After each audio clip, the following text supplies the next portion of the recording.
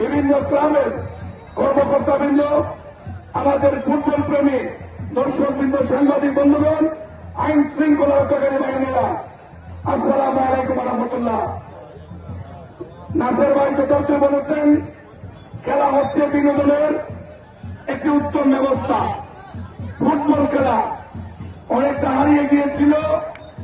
এই দলখানা ফ্যাসিস্ট শৈল শাসকের দলীয়করণের মধ্য দিয়ে খেলার মাঠ থেকে মসজিদ পর্যন্ত এমন কোন জায়গা ছিল না যেখানে দলীয়করণ ছিল না। আজকে সেই যুগের অবসান ঘটেছে। নাসের ভাই যথার্থ বলেছেন, সারা বাংলাদেশে গ্রামে গ্রামে, ইউনিয়নে ইউনিয়নে, উপজেলা জেলা পর্যায়ে, বিভাগীয় শহরে আমাদের এই তরুণ সমাজকে মাঠমুখী করার জন্য বিভিন্ন ক্লাব, বিভিন্ন সংস্থা যেভাবে উদ্যোগ নিয়েছেন, আপনারা লক্ষ্য করেছেন বাংলাদেশ জাতীয়তাবাদী দলের ভারপ্রাপ্ত চেয়ারম্যান আগামী দিন তিনি বাংলাদেশকে নেতৃত্ব দেবেন, সেই তারেক রহমান সাহেব এই 5ই আগস্টের সফল বিপ্লবের পরে সারা বাংলাদেশের উত্তপ্ত পরিস্থিতিকে প্রশমিত করার জন্য আমাদের যুব সমাজকে মাদক এবং বকাটেমনা থেকে বিরত রাখার জন্য দলীয়ভাবে খেলাধুলাকে উৎসাহিত করেছেন।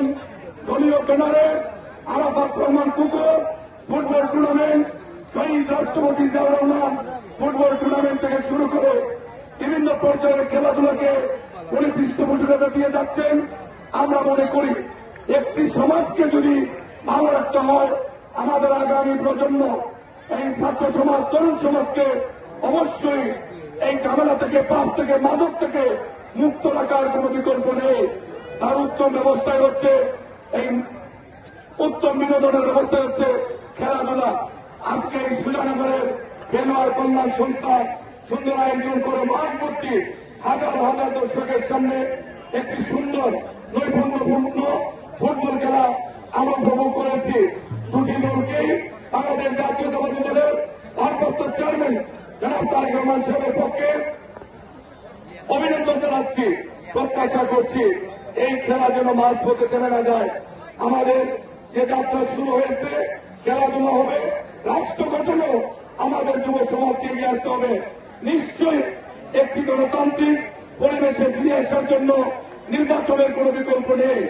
আমরা প্রত্যাশা করছি যথাসময়ে বাংলাদেশে গণতান্ত্রিক পরিবেশে ফিরে আসার জন্য অন্তর্বর্তীকালীন সরকার জনগণের মেন্ডেট দ্বারা সরকার প্রতিষ্ঠার জন্য একটি নির্বাচনের আয়োজন করবেন।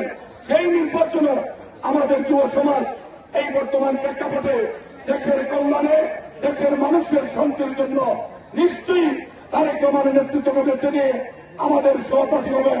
এই প্রত্যাশা রেখে আমাদের ফয়সাল, কিং ফয়সাল, এই নাসের ভাইকে বলে বলেছেন, আমার এখানে আসার কথা ছিল না, আমি অন্যান্য কাজ করি, সারা দিন ব্যাপী আমি দলীয় কাজ করি, সেটাও আমি মনে করেছি এখানে দলীয় নেতৃবৃন্দ আসবেন, এই সুজানগরের মানুষ আসবেন, মনোনেতার সম্মানিত লোকজন আসবেন, সবার সাথে কুচিল্লায় দেখা হয়ে যাবে। সেই জন্য কিং ফয়সালের আমন্ত্রণে সারাদিন আজকে আমরা এত দূর এসেছি।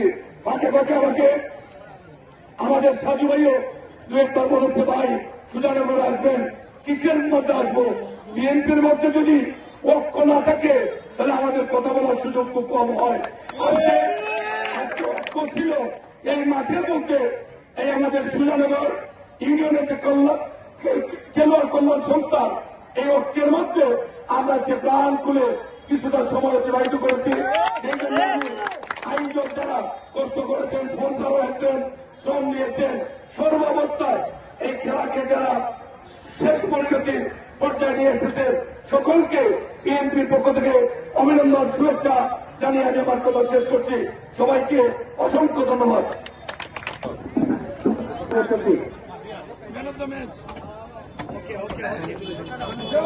ফুটবলার হিসেবে নির্বাচিত হচ্ছে রাজু বিহারের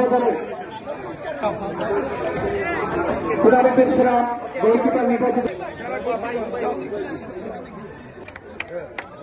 আব্দুল ইসলাম অতিথিবৃন্দকে এবং যারা এখানে উপস্থিত সবাইকে অনুরোধ তোমার সঙ্গে দৃষ্টি দেখেন।